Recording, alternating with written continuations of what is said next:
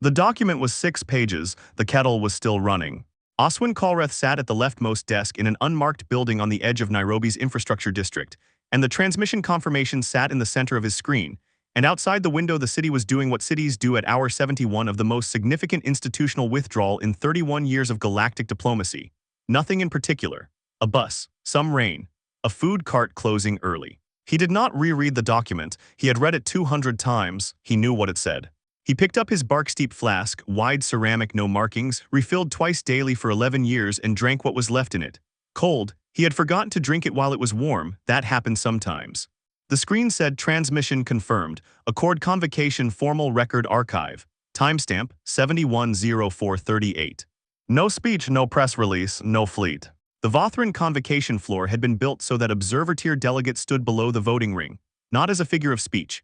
The floor dropped exactly 1.2 meters at the observer threshold, a measured architectural choice that the Accord's founding documents described as a spatial differentiation to reflect procedural tier.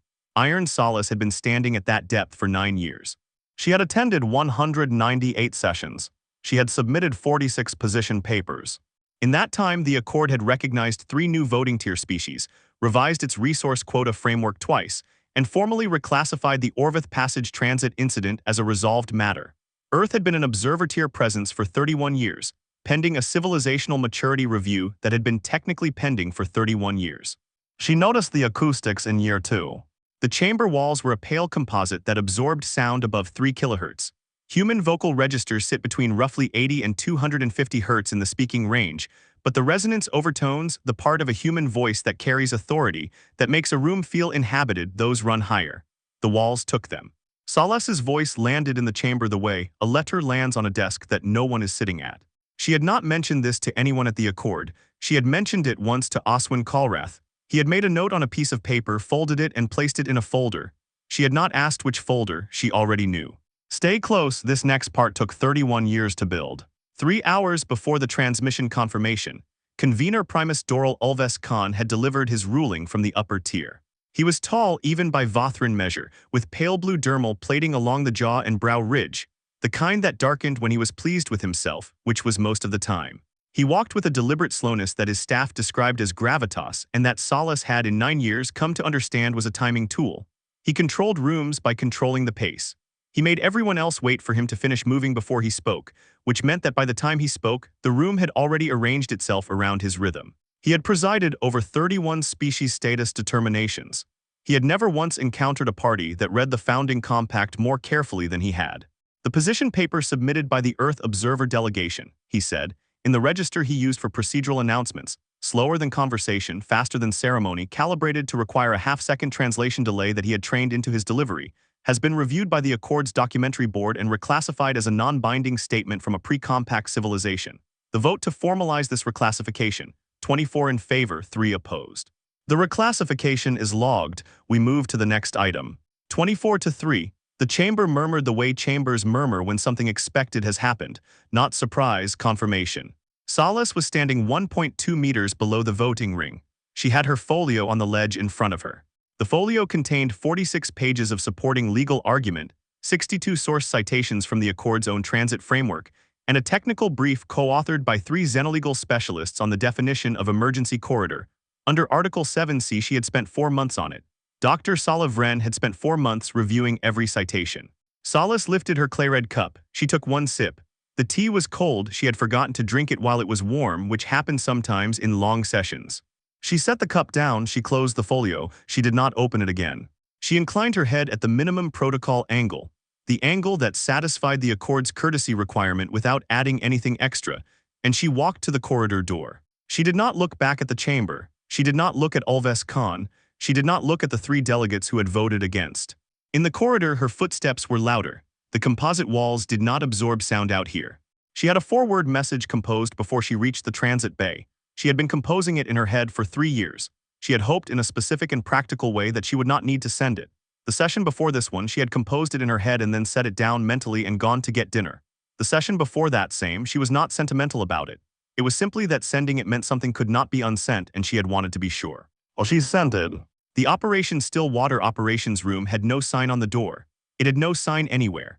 The building it occupied had an exterior that read as a mid-tier infrastructure cooperative, the kind of building that handles route licensing, corridor permits, signal relay registrations. The kind of building no one from outside looks at twice. Inside, 6 desks. 1 kettle which ran permanently, no windows facing the street. 1 window facing the internal courtyard, which had a single tree that Colreth had watched grow for 11 years without ever learning its name. The 6 people who worked here had no titles on the door. They had job descriptions internally, but these were not the kind of job descriptions you put on a door. Colreth was at the leftmost desk. He was 58, Lagos educated, had spent a decade teaching infrastructure law before a conversation with a Accord economic analyst at a border transit conference had made certain things clear to him. He had a bark-steep flask that he refilled twice daily. He had an ink stain on his left index finger that had been there for 11 years. He had not used a tablet stylus in that time. He found that writing by hand slowed his thinking to a speed where the implications of a clause became visible. He was annotating a draft clause when Sales's message arrived. 4 words, no subject line. He read them, he set the flask down, not hard, not gentle, just down. He poured himself 1 more cup from the kettle. He drank it at the desk standing. Then he sent 1 instruction to each of the other 5. The origin of Operation Still Water is not complicated. It is only long. 31 years ago there was a colony. Calver Station in the Orvith Passage Corridor, 3,900 Earth colonists, a functioning agricultural settlement, a school that had been open for 4 years, a garden that had been planted in the first month because the first administrator believed that a place without growing things is not yet a place. The garden had a plant species that did not grow anywhere else in the catalogued corridor. No one had officially classified it. The last administrator had taken a cutting before the corridor closed. She had pressed it flat and mailed it in a sealed envelope to a xenolegal researcher she had never met, whose name she had found in an Accord transit dispute filing. The Orvith Passage Crisis. An emergency evacuation window opened for 12 hours. The Accord's Resource Prioritization Board voted 21-2 to withhold corridor transit clearance from the Calver Station route, citing competing freight obligations. The vote was consistent with existing protocol. The protocol had been amended 3 weeks before the vote, in a session Earth was not notified of, in a procedural sub-meeting that was technically open to all member species, but was scheduled in a time zone that corresponded to no observer-tier delegations' operating hours. The corridor window closed. The colony was placed under quarantine. No one died in the first 90 days. After that, the record is sealed. The Accord's formal archive classifies the Calver Station outcome as a resource prioritization result consistent with standing protocol. Dr. Vren's ledger classifies it differently. The ledger had been started because of it. The ledger is 1,190 pages. Dr. Vren had been updating it on the first day of every month for 7 years. It is a complete indexed accounting of every Accord economic action against Earth and its affiliated observer-tier species over 42 years. Every resource quota applied, every transit restriction imposed, every tariff levied, every procedural reclassification that moved a cost from the Accord's column to someone else's.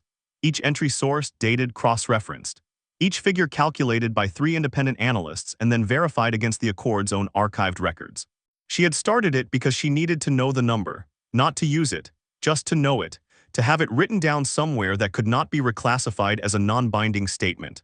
Commander Peva Undrath was running a 9-contact coordination sequence when Colreth's instruction arrived. She was 43, former Deep Corridor Defense analyst, and she had a professional habit that she had maintained for 9 years and considered the only meaningful personal discipline she kept. She did not raise her voice. Not in a meeting, not in a relay contact, not when the signal dropped and she had to repeat herself 3 times.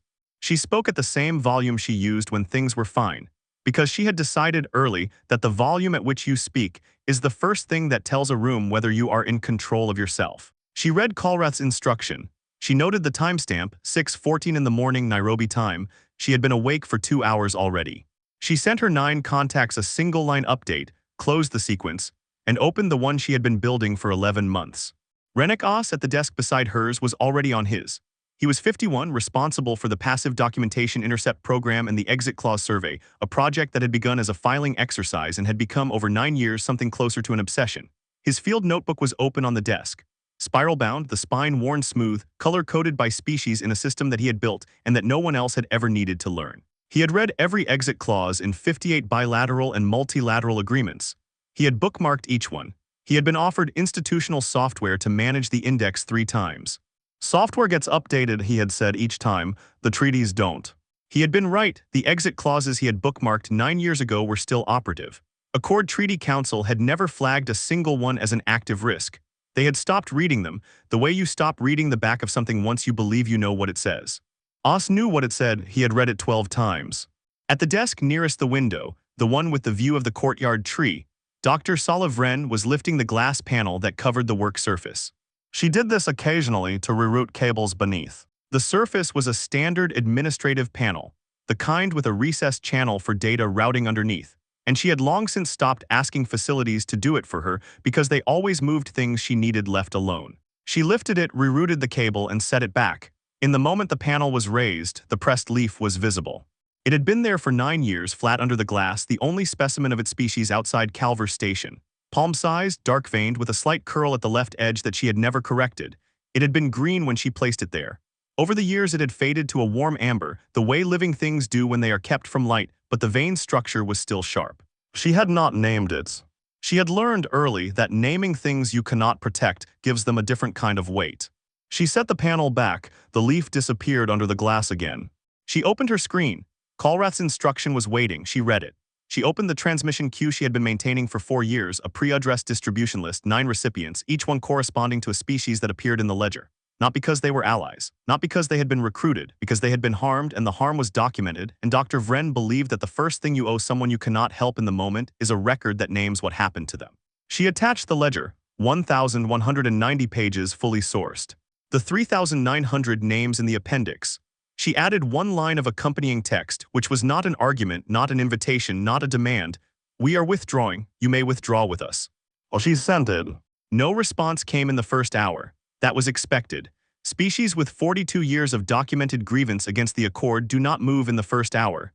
They have learned the hard way that the first hour is when you make mistakes. 6 hours later, the Drevhari Compact confirmed receipt. They did not respond with a yes or a no. They responded with a reading acknowledgement, which, as Callrath explained to Undrath, who had not worked with the Drevhari before, was the Drevhari way of saying, we are taking this seriously. The Drevhari considered a document unread until a senior archivist had annotated it. The annotation process could take days. The document Vren had sent was 1,190 pages. Callrath poured his second flask of the day and told Undrath they would hear from the Drevhari when the Drevhari had finished reading. He said this in the way he said most things, which was with the cadence of someone completing a sentence in their head before they spoke it aloud. Undrath went back to her coordination sequence. Archivist Dovenrell received the ledger at 0914, Ulven Outpost local time.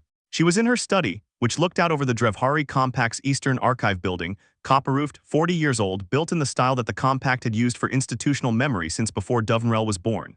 She had 43 years of annotated human historical records on the shelves behind her. She had started the collection when she was a junior researcher, and the humans were being discussed at the Accord level as a species of uncertain status. She had watched that discussion continue for 4 decades without resolving. She opened the ledger. She was a fast reader by Drevhari standards. It still took her most of the day. Her crown feathers, copper, the color that marked elder scholars in the Compact's taxonomy, flattened twice during the reading. She noted this in her journal both times because she had learned to treat her own involuntary responses as data. The first time was during the section on Calver Station. The second was during the economic audit, the specific number attributed by component calculated to the credit. She had studied human history for 43 years. She had seen their first collapse, their second, their third reconstruction. She had been tracking a pattern she thought she understood. She had not understood it, she could see that now. She called Callrath at 1742, unsecured line. She did not consider this a risk. If anyone was monitoring Drevhari scholars' calls at this particular hour, the situation was already different from the one she was operating in. I have been reading human historical records for 43 years, she said without introduction. Your first collapse, your second, your third, I kept expecting you to stop. Across the connection there was a brief sound. The flask set down. We stopped rebuilding the same way, Callrath said. We didn't stop building. She did not speak for 4 seconds. She counted them later from the call log. I will co-sign, she said. She ended the call before he could respond.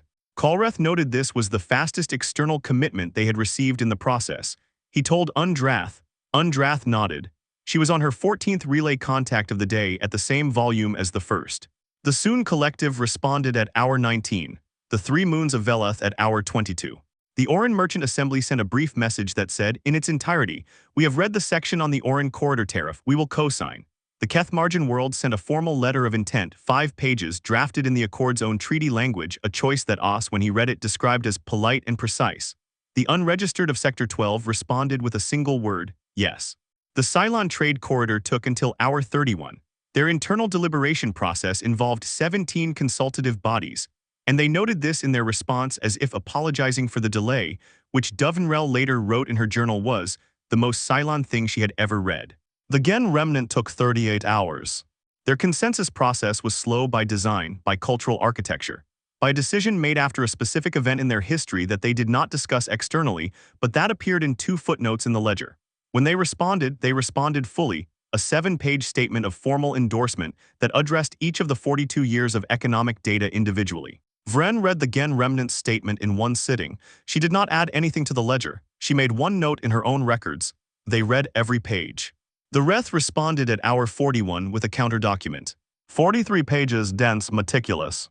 Structured in the Reth's traditional response format, which begins with a summary of what they understood the proposal to be, proceeds through a point-by-point engagement with the legal framework, and concludes with a statement of position that is, in the Reth's cultural tradition, the courteous form of response to any written invitation. They do not respond to verbal overture, only to documented argument. Their 43 pages were, by any legal standard Os had been trained in, the most rigorous endorsement of the parallel compact framework that had yet been produced. Their conclusion was enthusiastic, unambiguously so. Kalrath read it, set it down, and said it would serve as the preamble addendum. Dovenrel, reading it later, wrote in her journal, the Reth consider thoroughness a form of warmth. By hour 48, 6 of the 9 targeted species had co-signed. By hour 67, the Gen remnant's formal endorsement arrived at hour 62, bringing the count to 8. The 9th, the Cylon Trade Corridor's final ratification, pending their 17th consultative body, arrived at hour 67. 9 species, 9 co-signatories. The Parallel Compacts framework was complete. Mutual defense provisions, free passage rights, shared resource access, no Accord oversight clause of any kind. Kalrath read the final ratification confirmation. He poured his bark-steep flask, third of the day, which was unusual. He normally stopped at 2. He did not drink it immediately. Undrath, across the desk, was wrapping up her last coordination sequence of the day. She noted the time, 18:09 Nairobi time. She had been awake for 14 hours. Her voice was exactly the same volume as it had been at 06:14. She considered this a reasonable outcome.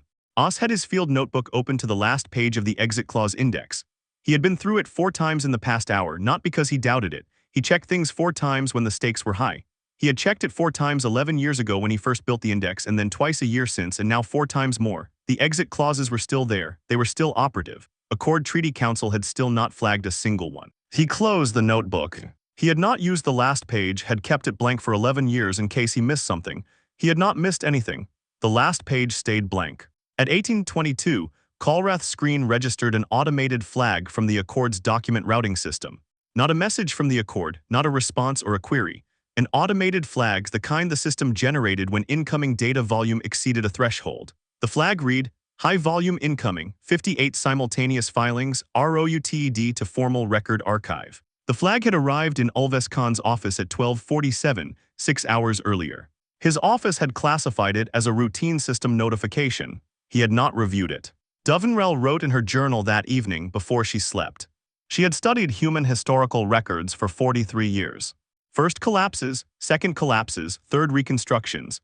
She had built a framework for understanding the pattern, a species that sustained enormous damage, rebuilt, sustained damage again, rebuilt in a different way. She had categorized this in her earlier research as resilience, adaptive response. She had presented papers on it at 3 Drevhari archival conferences. She set her pen down, she picked it up again. She had not understood what they were doing in the intervals.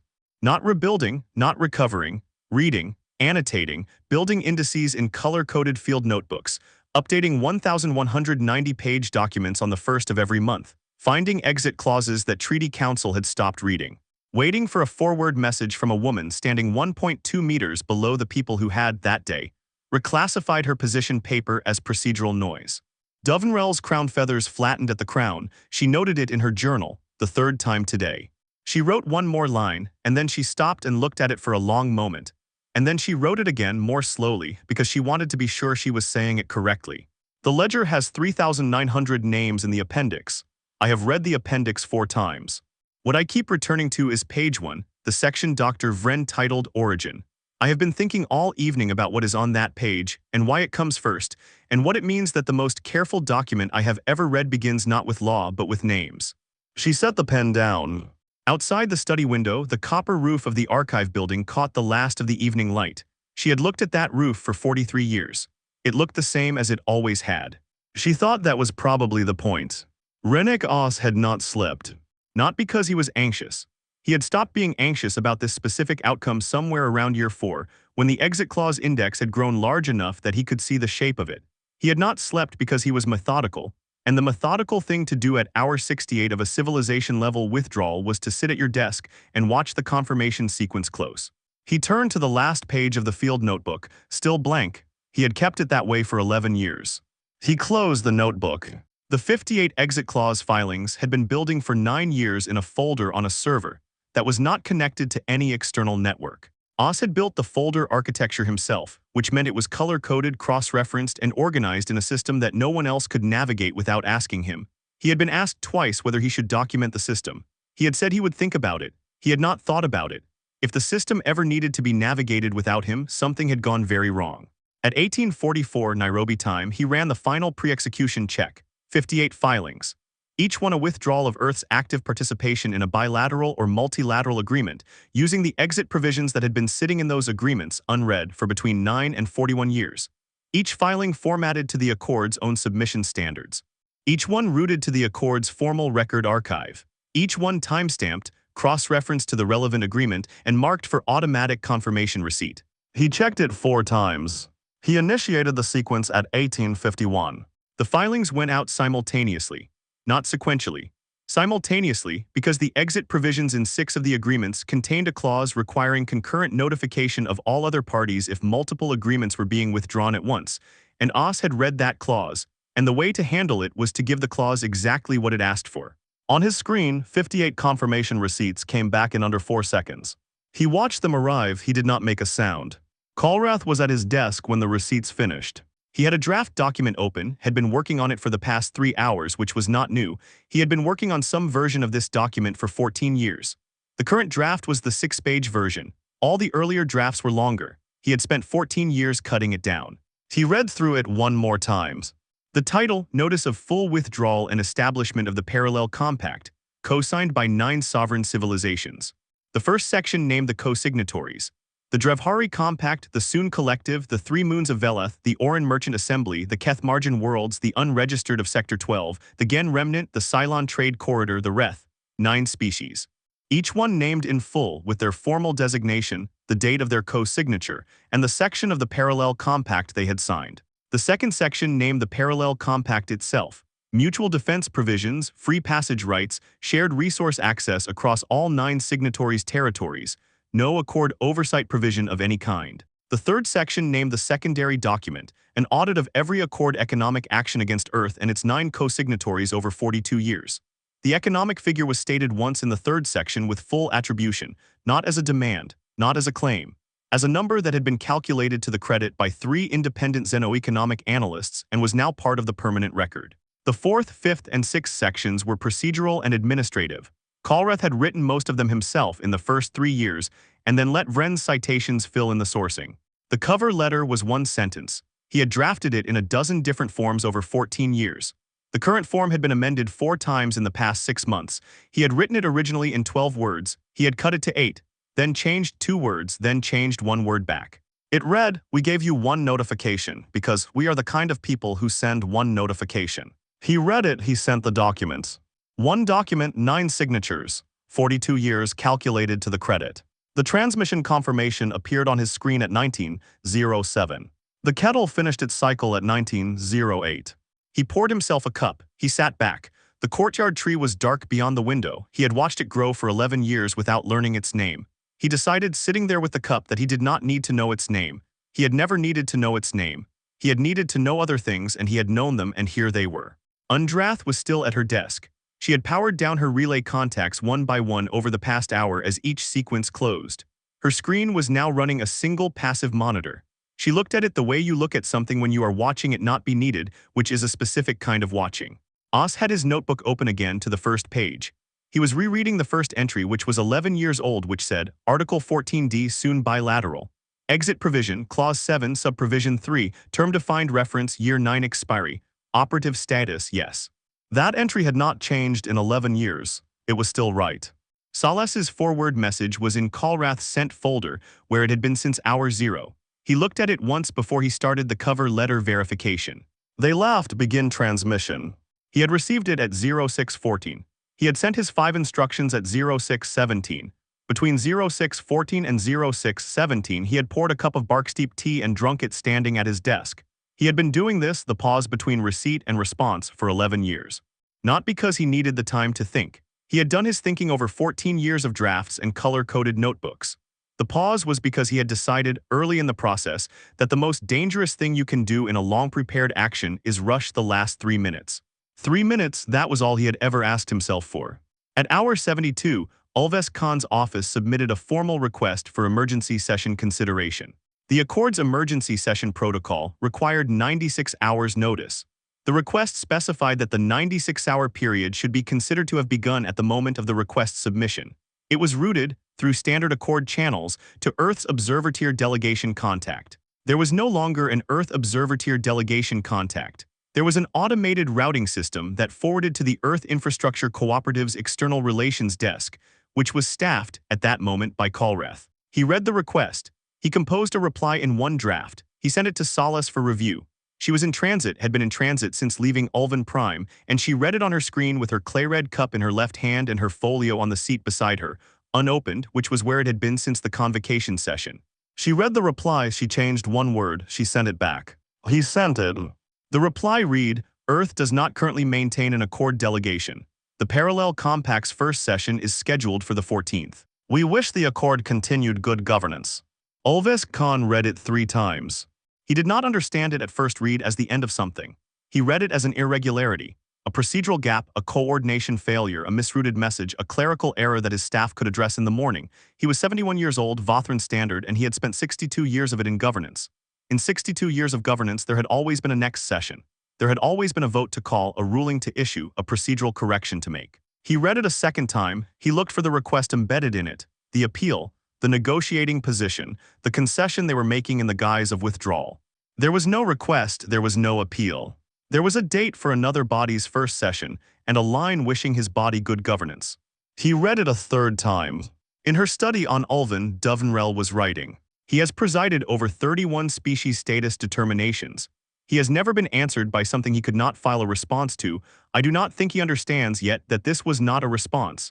This was a record. You do not file a response to a record. The record simply exists. She paused, her crown feathers were still. That was unusual when she was writing. I wonder how long they have been drafting the next one. She set her pen down. She looked at the shelf of annotated human historical records behind her. 43 years of work. 43 years of reading a pattern she had thought she understood. She understood it now. That was the part that kept her still. The Accord convened its emergency session 4 days later. 22 of 33 delegates attended. The 11 who did not attend filed procedural absences, which was the standard mechanism for not attending something without formally objecting to it. Of the 22 present, 14 were Vothran aligned. The remaining 8 were split between the 3 dissenting species and 5 procedurally neutral delegations who had received word, in the preceding 4 days, that they had been included in the ledger's distribution. Not because they had been approached, because they had been sent a document with 3,900 names in the appendix and an accompanying line that did not ask for anything. 3 of them sent formal statements of receipt and filed no further response. 2 of them sent informal inquiries to the Parallel Compact's newly established contact office, asking about observer tier provisions. The session produced a formal statement of concern. The concern was logged. No one it concerned was present. Dr. Salavren was at her desk when the session's statement of concern arrived in the public filing system. She read it. It was 4 paragraphs. 2 of the paragraphs referred to Earth's withdrawal as a procedural irregularity pending formal review. 1 paragraph expressed the Accord's commitment to continued multi-species dialogue. 1 paragraph noted that the Parallel Compact's establishment had not been reviewed under the Accord's framework for new treaty bodies. She closed the file. She had the ledger open on her screen, 1,190 pages. She had not changed any of it since the withdrawal. She had been thinking for 4 days about what it needed now. She opened a new page at the front. Not page 1, she had renumbered it. The old page 1, the index, the legal framework, the 42-year accounting structure was now page 2. The new page 1 was a list. 3,900 names. She had them in the appendix. She moved them to the front. All of them in the order the Accord's quarantine record had listed them, which was alphabetical by colony registration number, which meant they were not sorted by family or by age, but by the number they had been given when they registered as colonists. She added a line at the bottom of the page, in the margin, in her own handwriting. The front is for the people who made the rest of it necessary. She saved it, she did not reread it, she did not need to. She lifted the glass panel. The cable beneath had shifted slightly over the past week. She had noticed a minor signal drop and tracked it to the routing. She realigned it, 2 minutes of work. She had done this dozens of times. The pressed leaf was there, palm-sized, amber-veined. The slight curl at the left edge that she had never corrected because the curl was part of it, because a leaf pressed under glass for 9 years in a room that gets afternoon light from one side will curl, and correcting it would mean forcing it to be something it had not become on its own. She set the panel back, she looked at it through the glass for a moment. She had not moved the leaf, she had never moved it. She had not named it, because naming things you cannot protect gives them a different kind of weight. For the first time in 9 years, she stopped noticing the curl at the left edge. She was not sure when it had happened. Sometime in the past 4 days, she thought, or maybe earlier than that. Maybe it had straightened on its own, maybe the light had changed, maybe something had. She left her hand on the glass for a moment longer. Then she went back to work. Dovenrel wrote her final entry on the subject that same evening. She was not sure it would be her final entry. She suspected she would return to it, that was her nature, to return to things until she understood them fully, and she was not sure she understood this fully yet. But it felt like a resting point. Humans do not celebrate when the work is done. I have been studying this for 43 years. I used to think it was a form of discipline. I now think it is something closer to memory. When the work is over, they go back to the people they were doing it for.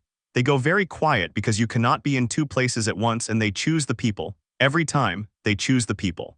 I think the Accord believed all these years that it understood them. I think it mistook their stillness for absence. It was not absence, it was preparation. She put the cap on her pens. She looked at the copper roof of the archive building, which was catching the last of the light the way it always had, the way it had for 43 years unchanged. She thought they did not stop, they just stopped being visible. She decided she would write that down in the morning. Iron Solace landed at 21:42. She had her claret cup in her bag, wrapped in the scarf she used for cold transit bays. Her folio was in the overhead bin. She left it there when she stood up, then thought better of it and retrieved it, because she had carried it for 9 years and it seemed wrong to leave it on a transport. She took a cab from the airport. Not because she needed to, there was a cooperative vehicle, but because she wanted the 20 minutes to herself before she was anywhere that had people in it who knew her. She did not think about the Accord on the way home. She had made a decision about that some years ago. The convocation was not something she brought into the cab ride. It was not something she brought into the kitchen. She had separate places for it. The places were closing down now, which meant she had more room, but she was not sure yet what she would put there. She paid the driver, she let herself in. The kitchen light was still on. She had left it on, the way you leave a light on when you know you are coming back to somewhere you want to feel inhabited. She put the folio on the table. She put the scarf on the chair. She unwrapped the claret cup. She filled the sink with warm water and a small amount of dish soap, and she washed the cup the way she washed it after every session, by hand, thoroughly, the thumbprint in the base visible as she turned it. Her son had pressed that thumbprint in before the clay was fired. He was 6. She had told him she was going somewhere important, and he had said he wanted her to take something from him, and she had said the cup was already hers, and he had pressed his thumb into the base, and she had not corrected it. She turned the cup upside down on the drying rack. She called him. He picked up on the second ring, which meant he had been near his phone, which meant he had been thinking about her, which she did not say because he would find it embarrassing. She asked if he had eaten. He named what he had eaten. She did not know the dish, but she said it sounded good. He asked what she wanted to do for his birthday. She said she had not decided yet. She said she would think about it and call him tomorrow. He said okay. She did not explain the cup. She did not explain the call. She did not explain where she had been, not because he did not know in general terms, but because the specific weight of it was not the kind of thing you move from one place to another without losing something in transit. She said good night, he said good night. She stood in the kitchen for a moment after. The cup on the rack upside down, the water draining from it in a thin line. Her son's thumbprint on the base, catching the kitchen light the way it always did, a small raised curve in the clay, imprecise and exact at the same time, the way things are when they are made by someone who is still learning the size of their own hands.